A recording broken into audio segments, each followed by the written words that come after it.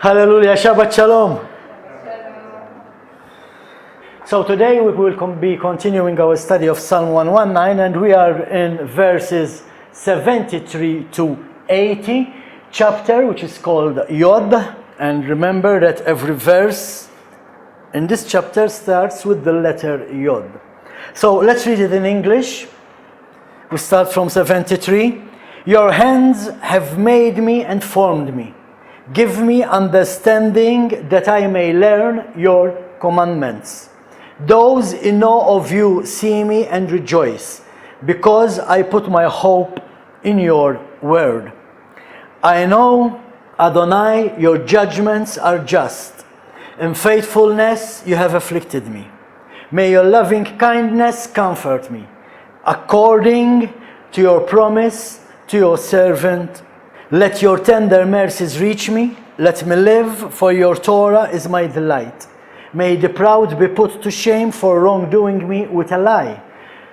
But I will meditate on your precepts. Let those in awe of you return to me, those who know your testimonies. My heart will have integrity in following your decrees, so that I would not be ashamed. Once again, the theme in these 8 verses is growth under pressure encourages others who observe.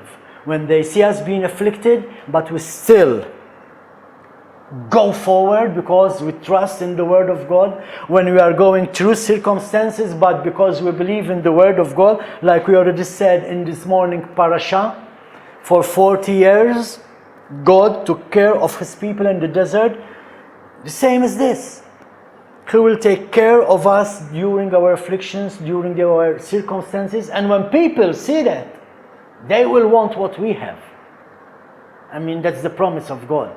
You will be the envy of other people. They will say, wow, what is it that you have? How come you are so blessed? How come you lack nothing? How come you are always happy? Obviously, because we have God and we follow His instructions through Yeshua Messiah. So here, the desire of the psalmist is that those who have respect for God will observe His faithfulness to God's word in affliction and will rejoice. That's his desire. Lord, make them know you through my experience, through me following you, through me having faith in you. Let them come to you. His desire is also for them to be helped. That is the prayer actually. I mean, if they see us being afflicted, but we are still full of faith, they might get to know God through our example. So they are being helped. The psalmist desires to be an example of loyalty to God's word no matter what. No matter what is something big to say. Because, why? As we already know, like the Israelites in the desert, sometimes we give up, sometimes we murmur, sometimes we get rebellious. But the psalmist is saying, Lord, through my example, let them see my loyalty to your word no matter what. In other words, he is saying what? Lord, here I am. Use me.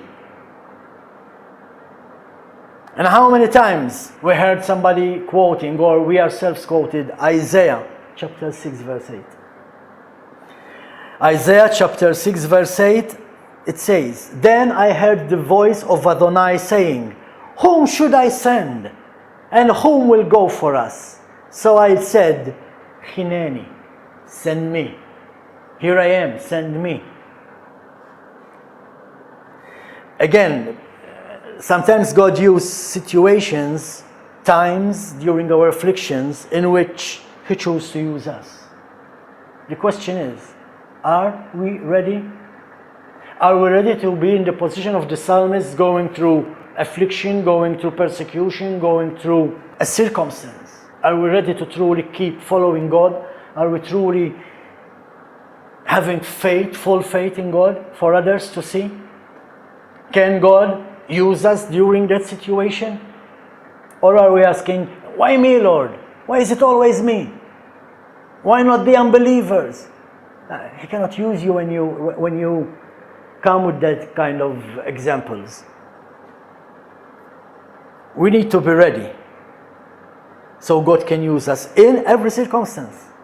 Because as we can see from the psalmist, what the psalmist is saying, even through his afflictions, he is still faithful to God's word, and God can use him.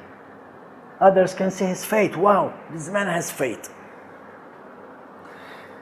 We can divide these 8 verses in 2 parts. First, we see the theme introduced in verses 73 and 74, which we will be talking about.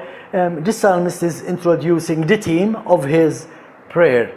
From verse 75, we can see the confession proclaimed.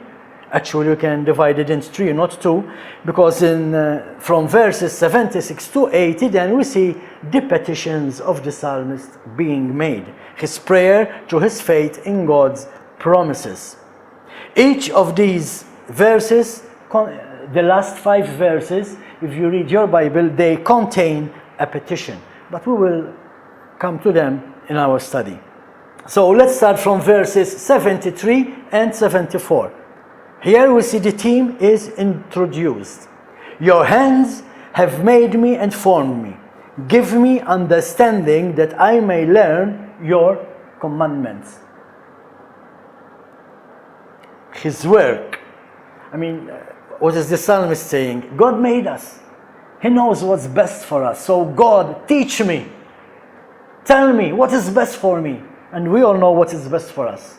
Follow his commandments. If we follow his commandments, he promised us to bless us. We will lack nothing. Teach us, Lord, to follow your commandments. So here we see God's work for us in the physical realm. First part of verse 73. The first part. Your hands have made me and formed me. So here the psalmist is confessing that God is the creator. He did not view man as the end of a long evolutionary process. No, God made man, and he believes it. Recognition of a personal God who is apart from and above creation is a major feature in the Bible. We come across it in the Bible every time. God is above his creation. He created us. And why is the world in the state it is today?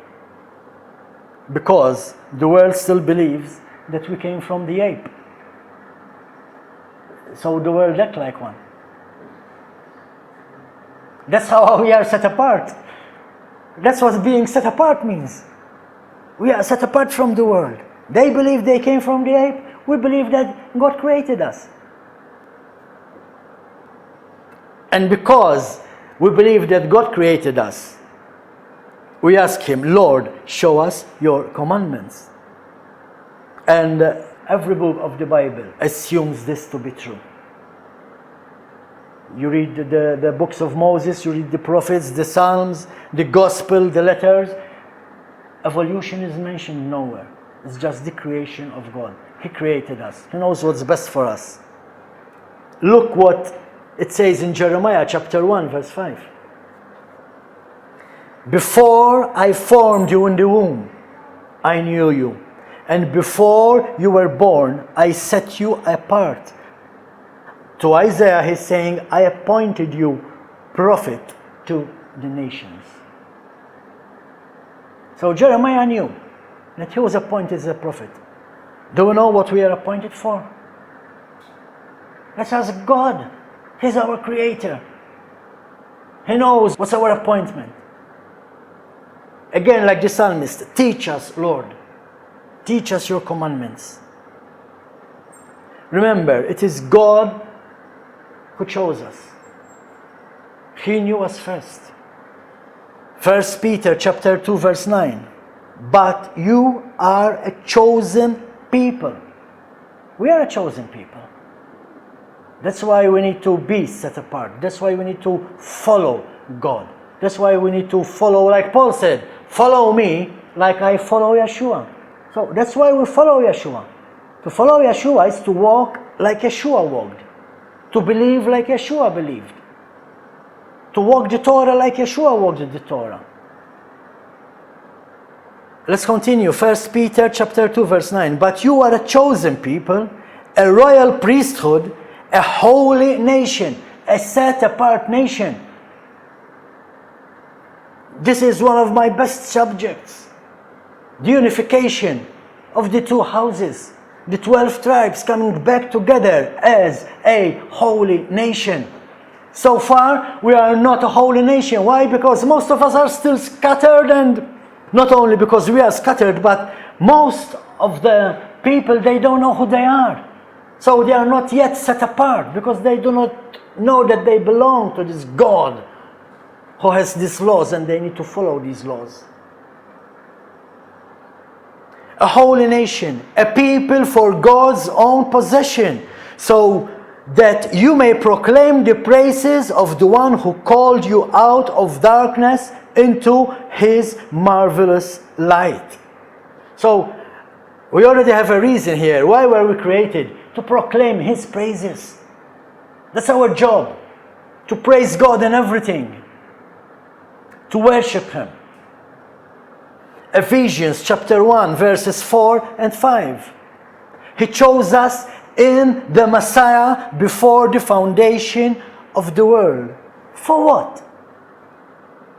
To be holy and blameless before him in love.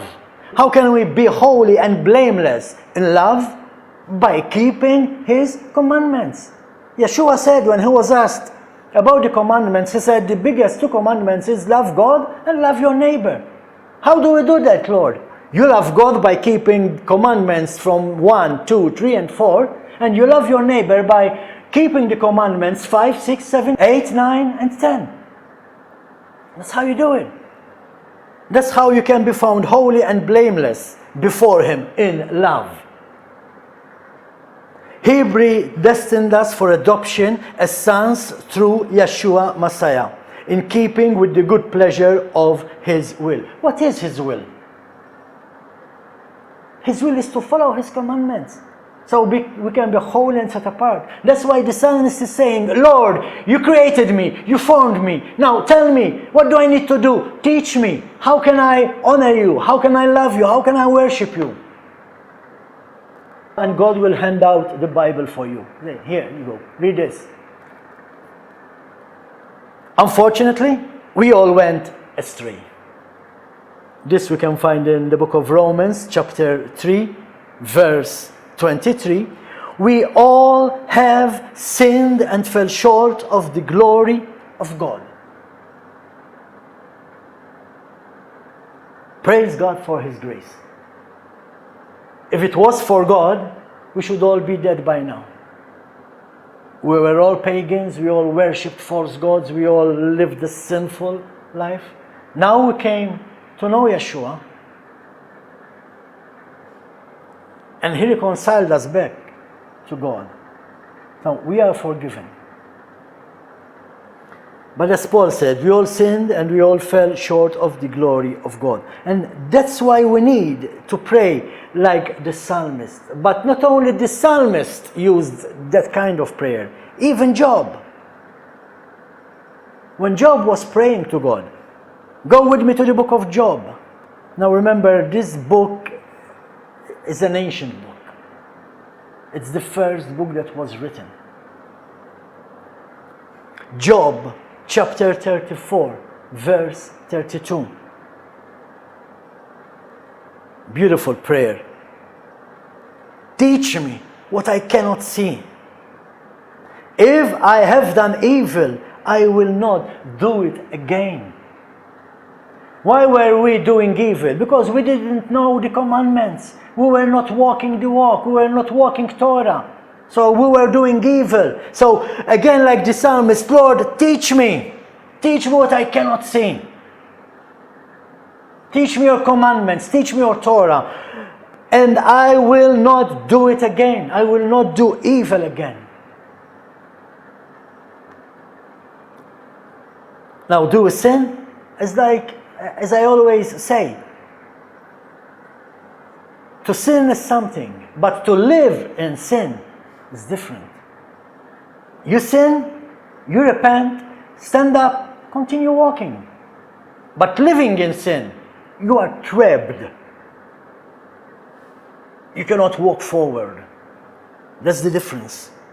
So teach me what I cannot see, Lord. And what we cannot see.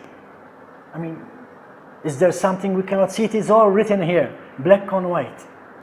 We don't understand it. That's the time we go down on our knees and we say, Lord, teach us. Like I always like to say, you get 10 rabbis discussing the Bible, you have 11 different opinions. Now imagine 40,000 evangelical churches when there's only one truth. That's why we need to say, Lord, teach us. Actually, that's why we are here. Because we said, Lord, teach us. And He took us out of Babylon. Praise the Lord. Hallelujah. Again, in the second part of verse 73, now we see the work of God in us in the spiritual realm. So in the natural realm, He formed us. Now, in the spiritual realm, it's like if God has provided our physical makeup, it is not logical that He would also provide for our spiritual needs. He created us. He knows what we need. Isn't He able to give us what we need spiritually? That's why He gave us the Sabbath. He created us. He knows that this body, this perfect machine, needs to rest every 6 days. That's what the Sabbath is all about. That's what I can't understand when they say, but now we are resting in Yeshua, we are resting in Jesus. So you tell me you don't sleep, you never sleep because you are rested in Jesus, you never get tired? I mean, you see posts on Facebook from a guy who says that we are not to keep the Sabbath anymore because now we are resting in Jesus. We don't need to keep the Sabbath. You know what his post said in December? Finally, the much desired break I need, a week off work. You are rested in Jesus. Why do you need to stop for a week to rest? I mean, either you are rested or you are not. We need to stop and rest every 6 days. Spiritually, God is saying, like we read yesterday during the Shabbat wheel with our friends from Norway, we were discussing the Sabbath. And we came to the scripture where it says, you have 6 days, that's how God puts it. You have 6 days to do your things. But on the Sabbath, you come and meet me. So spiritually, now, not only physically, now spiritually we are resting. Why? Because now we believe the Spirit is here. Because we are honoring Him by keeping the Sabbath holy. Spiritually now, God is also working in us. As I said, He is our Creator. So that makes Him our teacher as well. Automatically, He created us, therefore He's our teacher. He knows best. That's why the psalmist is saying, you have made me. I now petition you. I now ask you to instruct me, to teach me your commandments. And that means that for us to grow spiritually, we need to know and act upon His commandments. It is useless to go on your knees, ask God to teach you. God will put it in your heart and in your mind to keep His commandments, and then you go and still evangelize to people and say we are no longer under the law of God. Because the law of God are the commandments. As I always say, you can call them commandments, you can call them instructions, you can call them law, precepts, statutes. Call them what you call them. They are God's instructions. The same instructions that the world says we are no longer under. In verse 74 of the Psalm, Now we see the work of God through us. Verse 74 it says, those in awe of you. Now another word for awe is fear. Those in fear of you see me and rejoice, because I put my hope in your word. When people look at us and they see us still being faithful to the word of God, still believing God's word, they will rejoice. Why? Because through us, God is working. He's showing them how it is done, what the truth is. People, in this case, are amazed seeing the psalmist's faith in God. Wow, that's a man of God. When you see a person going through persecution, going through affliction, and he's still full of faith, still believing that God can take him out of that situation. Wow, man, you have faith. You believe your God. Again, this verse 74, speaks of the attitude man is to have toward God. Keep repeating myself, but that's what the psalmist is saying. We come to situations, we pass through circumstances, we are afflicted. If we give up, what is our attitude saying?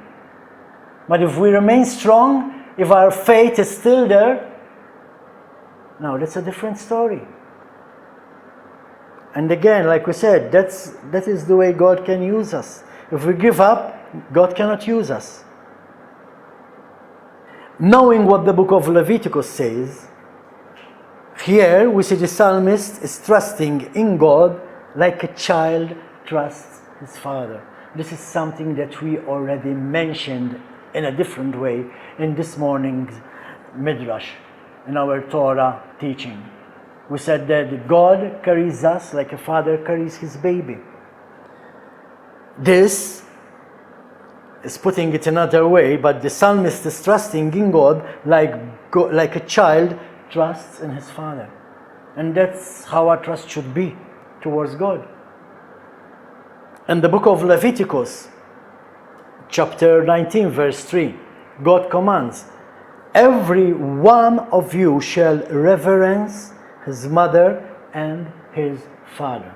Now, if God is telling us to do that to our natural parents, how much more reverence are we show towards him? In fact, it was Yeshua himself who said, if you love your mother and your father more than you love me, you are not worthy of the kingdom. As I said, I already told you this, it does not mean that you do not love your parents, but it means that first is Yeshua.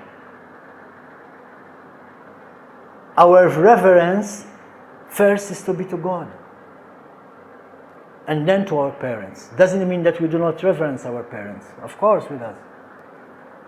They are the one who took care of us. They are the one who brought us up. But then again, it was also God the Father who took care of us, who brought us up. You see?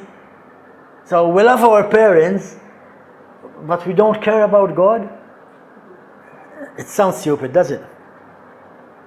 Every one of you shall reverence his mother and his father. So showing reverence to our parents is not the only thing God told us to do. Leviticus 26, verse 2. Once again, God is commanding us, you shall keep my Sabbaths and reverence my sanctuary. You see? So it's useless loving your parents but ignoring the holy day. I know, Sabbath after Sabbath I keep teaching and preaching about the Sabbath. But does it make sense? Of course it makes sense. God himself is telling us, Leviticus 26 verse 2, you shall keep my Sabbaths. We shall keep his holy days. Now, this is something God will show us if we do like the psalmist did. God, you created us. Now tell me, what do I need to do to worship you, to reverence you? How do I love you? And God will say, keep my Sabbaths. Lord, we're in 2019. We are not under the law anymore. Keep my Sabbaths. You see? Wow. To obey God's word in those days, and even today, it means to fear God. Again, something we were discussing yesterday on the Shabbat meal table. Not being afraid of God. You don't have to be afraid of God if you are obeying His commandments. Obeying His commandments means to fear God. To fear God means to follow His commandments. Now, if you don't follow His commandments, wow, yes, you need to be afraid. Very much. And following His commandments, I mean the 10 of them, not just 9. We can all say that we have one God. I mean, we can all say that we don't have idols, we don't carry statues on our shoulders, we don't go around the towns and villages with the statues like the Roman Catholics do. We honor our father and our mother. We do not steal, we do not lie. Wait, you skipped the 4th commandment. We keep the Sabbath holy. It's another commandment. It's 10 out of 10. So when we are asking God, God teach us, God shows us. He will show you the 10 commandments, not just 9. Speaking about kings, God gave a commandment to the kings in those days. In the book of Deuteronomy, chapter 17, verse 19. God is telling the kings they have to write the Torah. Every time there is a new king, his first job is to write the Torah. Why? It will remain with him, and he will read it in all the days of his life in order to learn to fear Adonai his God and keep all the words of his Torah and these statutes. That's what God is saying. Is there a reason behind it? Yes. So the king will know how to lead his people. Even spiritually. Why is the world in the situation it is today? Because the kings of today, the presidents of today, the prime ministers of today, the leaders of today, they know nothing about the Torah. They know nothing about the law of God. Even though a big chunk of the law of God is in our laws.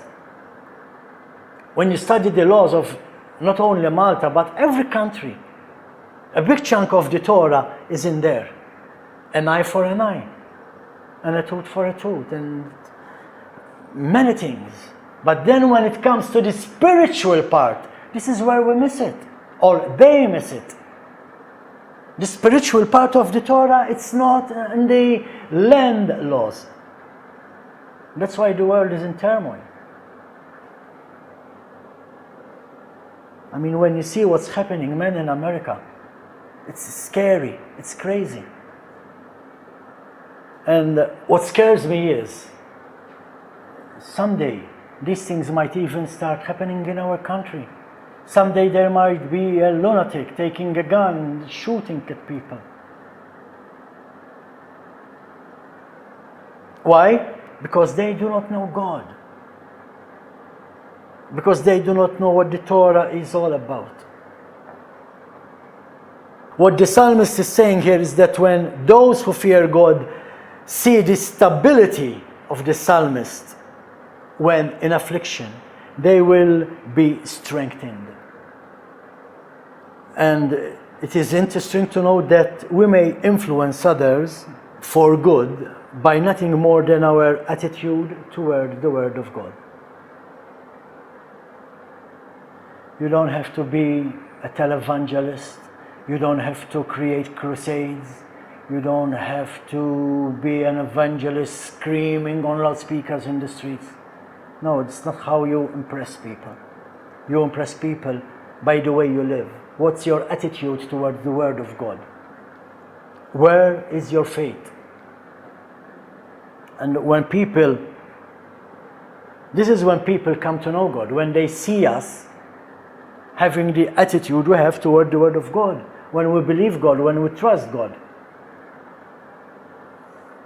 The word rejoice in this verse, in verse 74, the word rejoice, or maybe you have the word glad, has a wide range of meanings in the Old Testament. What does it mean to rejoice in the Old Testament? What does it mean to be glad in the Old Testament? There's about 4 points, but funny enough, one of them is what wine can do to a person. And we are not talking about addiction. We're not talking about drunkenness. We are talking about a glass of wine. The word says it can make you feel happy. Rejoice, you will be glad. Also, the effect of perfume can make you glad, make you rejoice. It also says, rejoice or glad is what a wise son does to his father.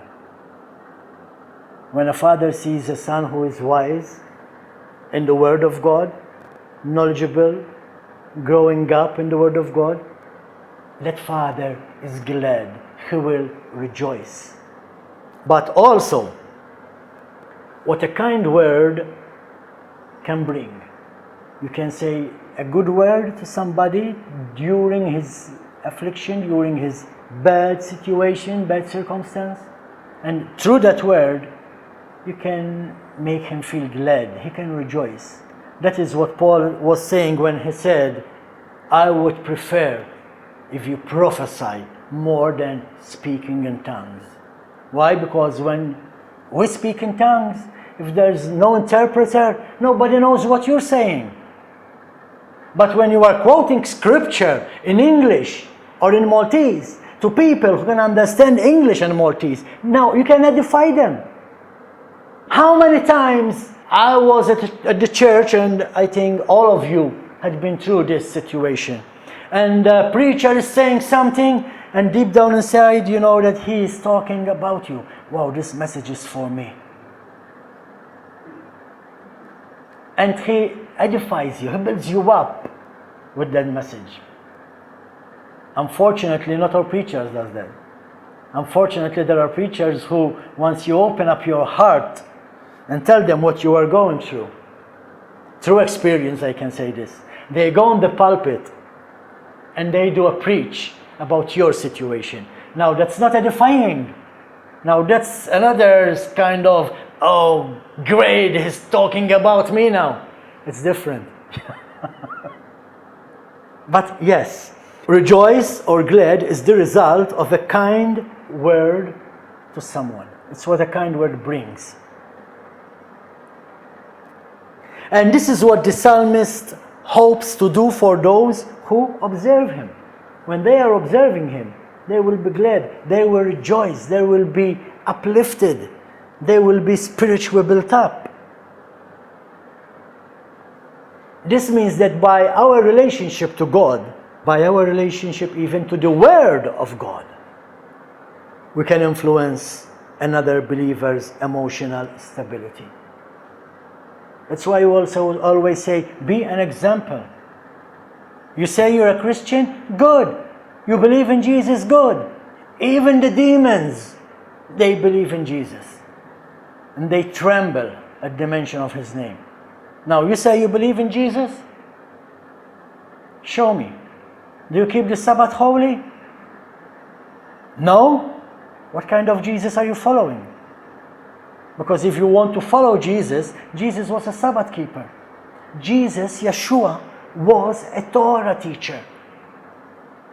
So if you want to follow Yeshua, if you want to follow Jesus, you have to follow Torah. That's what he taught.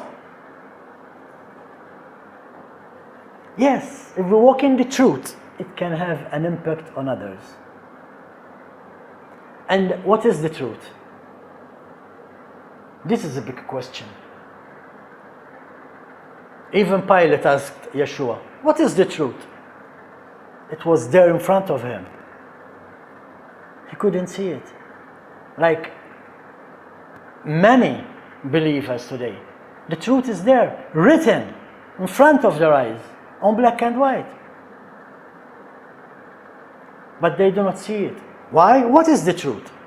Psalm 119, we will be talking about this in I don't know, 5 more weeks, something like that. Psalm 119, verse 142. Your justice is righteousness forever, and your Torah is truth. That's why he said, Pilate asked Yeshua, what is the truth? It was there in front of him. Why? Because Yeshua is the Torah made flesh. That's why we have to follow Yeshua.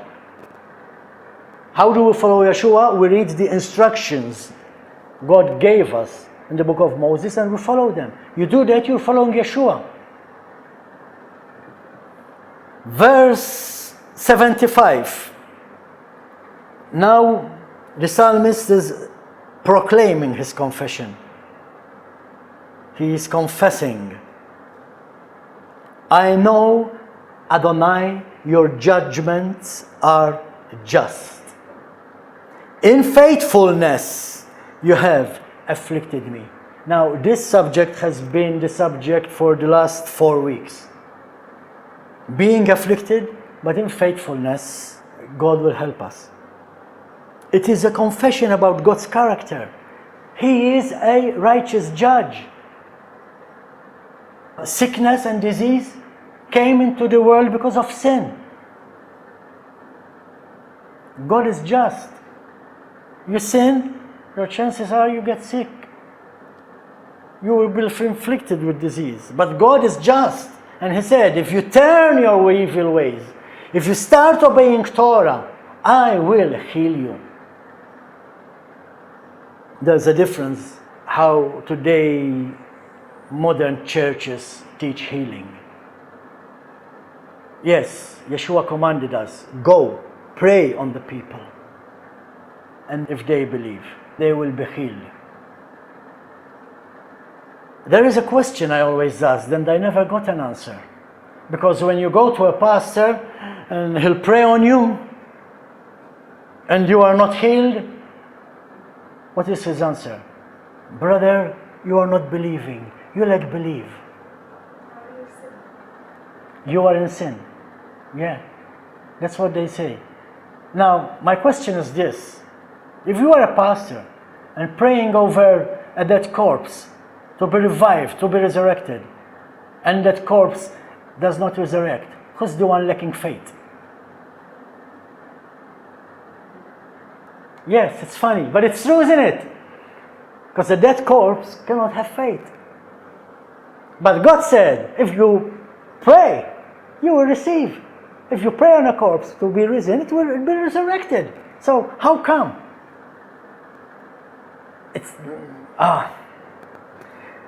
You see, because it is written, and I don't have this on my notes, but yes, it is written. Again, we mentioned it yesterday. For those who does not keep the Torah, even their prayer is an abomination. God will not hear their prayers. Yes, people might get healed for an instance. Why? Because the mind is the mind. Psychology comes in. They play on your mind. Yes, you're healed. I'm not feeling the pain anymore. And why is it you go to a church and people are healed? From what? Oh, I had a shoulder ache and I'm healed now. Look, I can lift my hands. Oh, I had a pain in my leg. Now I'm not feeling it anymore. What, your leg or your pain? Anyway, how come this is the only healing that we see in churches? I'm not the one to answer that anyway. So, as we were saying, the verse 75, it is a confession about God's character. He is a righteous judge. The basic meaning of the word faithfulness is found in its first usage in Exodus chapter 17, verse 12. Israel in Exodus 17:12, Israel was in a battle against the Amalekites, and we are told that Aaron and Ur held up Moses' hands, and thus his hands were steady until the sun set. What does that tell us? It shows us that to be faithful is to be steady. We are to remain steadfast in our faithfulness every time. Otherwise, like James said, if we have faith today, we lose it tomorrow, then we have faith again the day after, and then we lose it again the first. We are like a wave which is coming and going, and it breaks on the rocks.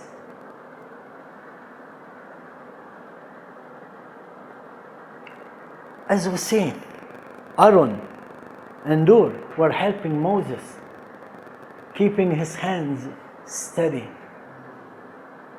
because he was getting tired. Of course, yes. Why do we get tired? Because we are not steady. Because if we are steady, what does the word say? The enemy will flee away, will run away from us. He will not tempt us. So how come you are being tempted day after day after day? Because you are not steady in your faith. But that's why we need to help one another. That's what the psalmist says. Let them be edified by my attitude toward your words. Let's edify each other with the word of God. We all go to circumstances. I'm sure sometimes people are sick, and to be sick you don't have to sneeze or cough or certain diseases are there, but we cannot see them. But we need to edify those persons with our words. So it tells us, it shows us to be faithful is to be steady.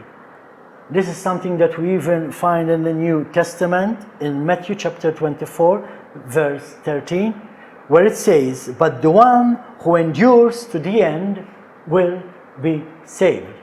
Whoa, wait a minute. I was taught that once I accepted Yeshua in my life, I am saved. Now what is Yeshua himself saying? But the one who endures to the end will be saved. It's a walk. Like we mentioned in this morning's parasha, a 40-year walk for an 11-day journey. It is a walk. We have to stay steady. We have to remain steady. We have to have faith all the time, in every circumstance. That's what Yeshua himself said. When he comes, will he find faith on earth? Faith doesn't mean you say, yes, I believe in Jesus. Even the Japanese, in their Scientology, they believe in Jesus. They decorate the Christmas trees. Today, nowadays, we have even Muslims celebrating Christmas. It doesn't mean you are saved. Just because you say, I believe in Jesus, doesn't mean you are saved. You have to endure till the end. Sometimes we cannot understand that verse. Why? Because we have it all. We lack nothing. But tell these things to the people who already died for Yeshua, like Christians who were killed by ISIS. Are you ready to endure till the end if you are in that situation with a knife across your neck?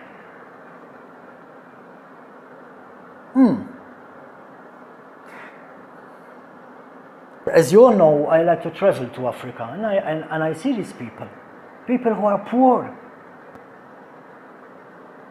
And they cry because they have no food to feed their children. But still they come to church and they worship God. Now, is it their fault that they are poor? Is it because they are in sin that they are poor? No, it's the system of the country. The country is rich. Africa is rich. It's the politicians that are keeping the people poor. But still, they have faith. I've seen people crying on their knees next to me in churches, praying. All I could hear was Yasai, Yasai, which means God. And I know the person kept repeating this, and I know the person was sick. I know who was asking for healing. Why is he not healed yet? Does it mean he's not a believer? No. But still, even though he is not healed, he is a believer. He is steady in his faith. That's what the word says. We need to endure till the end. The thing is this. We know that only God is the only constant. All else is either changing or temporary. Only God is the solid rock. Anything else is shifting ground. And this leaves little doubt where our confidence should be. Our confidence should be in God, in His Word. Again, just to say I believe in God, it means nothing. To believe in God is to read His Word and do what He is saying in His Word. And we know that the works of God are faithful. Psalm 33, verse 4, it reads, "For the word of Adonai is upright, and all His work is done in faithfulness." Sometimes we ask, why, Lord? Why me? Where is the healing, Lord? And God replies and He says, where is your faith? Oh Lord, I believe. I went to the service on Sunday. That's not faith. You can go to the service every day. Now finally, I was looking for a version of a Bible and I ended with 2 copies. I ended up with 2 copies. They were cheap on the internet, and the first order I had no reply, so I went for the second order. Then the first option came up again. They said, listen, do you still want this Bible? I said, yes, I come for it, and I take it. Why? Because the English in it is very beautiful. It's different, but it's beautiful. And actually I came across this Bible the first time I was in Africa, when I was in Kisii. And it's the Good News Bible. It's called the Good News Bible. Now I have 2 copies of this Bible. What's different in it? While the other Bibles say on a Sabbath, you make a holy congregation, the Good News Bible says on the Sabbath, you come and worship. Now, they are saying the same thing. What's a holy congregation? A set apart meeting. What is a set apart meeting? You come to worship God. But it's in plain English. On the Sabbath you come and worship God. But no, we say that we are not under the law anymore. And we go to work on the Sabbath. Because you get paid twice. Because you get paid twice, you prefer to go and work on the Sabbath. So where is your faith? That's why James said, show me your faith, and I show you my faith through my works. Why? Because James was a Torah observer. His faith in God was keeping the Sabbath holy, not eating unclean food, celebrating the feasts of Jehovah. That's faith. Again, this we will be studying, I believe, next week. Psalm 119, verse 86. All your commandments are faithful. All your commandments are faithful. They persecute me with a lie. Help me. This we will talk about next week. Because we can see that the psalmist is saying that his commandments are faithful. They are persecuting him with a lie. And the third part of this line is he is asking for help. Help me. Interesting. Why is it interesting? Because today we are saying, Lord, The psalmist is saying, Lord, let them see my faithfulness in your word, and let them be glad and rejoice. Now, next week, he will be saying, Lord, help me, because they are lying against me. Wow. But as I said, if you listened to my first teaching about Psalm 119, this is not something that he wrote in a week. This is like a lifetime of writing, going through something and he's writing about it. It's like the diary of the psalmist again. But when it comes to the commandments of God, we cannot beat around the bush. We cannot pick and choose which commandments fit us. And this is the reason why the world is in such a turmoil. Because people pick which commandments they want to believe and they delete the rest. Verses 76 to 80. Verses 76 to 80 speaks about the petitions, the requests of the psalmist to God. Verse 76, may your loving kindness comfort me according to your promise to your servant. 77, let your tender mercies reach me, let me live, for your Torah is my delight. What is he saying in verse 76? It's all about God's faithful love. Comfort refers to a special application of God's faithful love. The psalmist looks at what God is promising in his word and then pursues it in his prayers. God says that if we obey his instructions, he will be like a father to us. We will lack nothing. Now we wonder why people are not happy, and even in Christian churches. Verse 77 speaks about God's love towards us. Notice, the identity of God's person and God's word are the same. To honor one is to honor the other. God's word and God's character, they are the same. You cannot love God and hate his Torah. You cannot love his Torah and hate God. You love God, you love his Torah. If you don't love his Torah, you don't love God, I'm sorry. That's how it goes. Simple. We can read about this in Psalm 103, verse 13, where it says, just as a father has compassion on his children, so the Lord has compassion those who fear him. What is to fear God? We already said. We already learned this morning what is to fear God. To obey his commandments. If you obey his commandments, he will act as your father. Verse 78, may the proud, another word, the arrogant, may the proud be put to shame for wrongdoing me with a lie. You see, he is preparing us for next week's teaching. May the proud be put to shame for wronging me with a lie, but I will meditate on your precepts. I've already told you about this verse. This is something that I did when lies were being spread about me from the pulpit. Not about me, about us. Some of you who are in here, and you were mentioned by name. When our pastor was sending messages to all the churches mentioning our names. Be careful of Martin, be careful of his wife, be careful of this and that. And he was mentioning names. What did we do?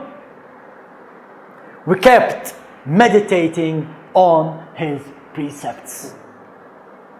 Again, the psalmist is mentioning the fact that he was being slandered. Something that we have already read even in previous teachings. Verse 79. Let those in awe of you return to me, those who know your testimonies. Here we see the psalmist's desire for the people to see in him the truth of the word of God. Are the people seeing the truth of the word of God in us? How we speak, how we act, how we do things? Do they see Yeshua in us? Otherwise, if not, we are using the name of God in vain, saying we are a Christian, but showing a different attitude. Verse 80. My heart will have integrity in following your decrees, so that I would not be ashamed. What is the psalmist saying here? My heart will have integrity in following your decrees, so that I would not be ashamed. Different version, the embarrassment that comes from ignorance of God's word. How can we avoid that? Only if we consult the word of God diligently. You don't know the word of God? You are in ignorance. You should be ashamed. But you cannot be ashamed if you are following the word of God. My heart will have integrity in following your decrees, so that I would not be ashamed. God says that we are to meditate on His word. Now this you should know by heart. Joshua chapter 1 verse 8. Keep this book of the law always on your lips. Meditate on it day and night, so that you may be careful to do everything written in it. This is the same message God is giving us today. This is what God is saying to us today. The book of law, the first 5 books of Moses, should be on our lips all the time, so we will be blessed. We should be careful to do everything written in it. Why? Then you will be prosperous and successful. Yeshua said in John 14:15, if you love me, keep my commandments. Again, here comes the argument, but Jesus gave us 2 new commandments. No, He did not. He was making a point. The words, love your father, we can find them in the Torah. The words, love your neighbor, we can find them in the Torah. They are not new commandments. He was giving a new meaning of the old commandments. How to love God, as you already said. How do we love God? Keeping commandments 1, 2, 3, and 4. How do we love our neighbor? Keeping commandments 5, 6, 7, 8, 9, and 10.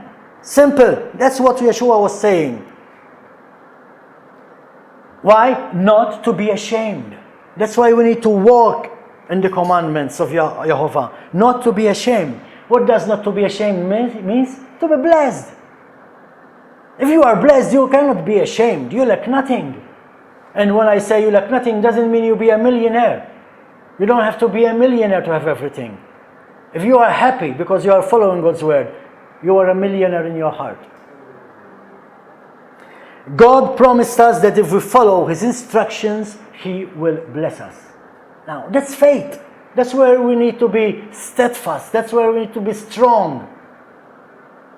It's His promise. Now, if you are not blessed, ask yourself, what am I doing wrong? Lord, you created me. Here we go to the first verse we studied. Lord, you created me. Teach me, show me what I am doing wrong. Well, and God will say, follow my instructions. Follow my law. Follow my Torah. Amen? Let's all stand up for the Aaronic blessing. Adonai bless you and keep you. Adonai make His face to shine on you and be gracious to you. Adonai turn His face toward you and grant you shalom. And everybody says, Amen. Amen. Hallelujah. Thank you, Lord.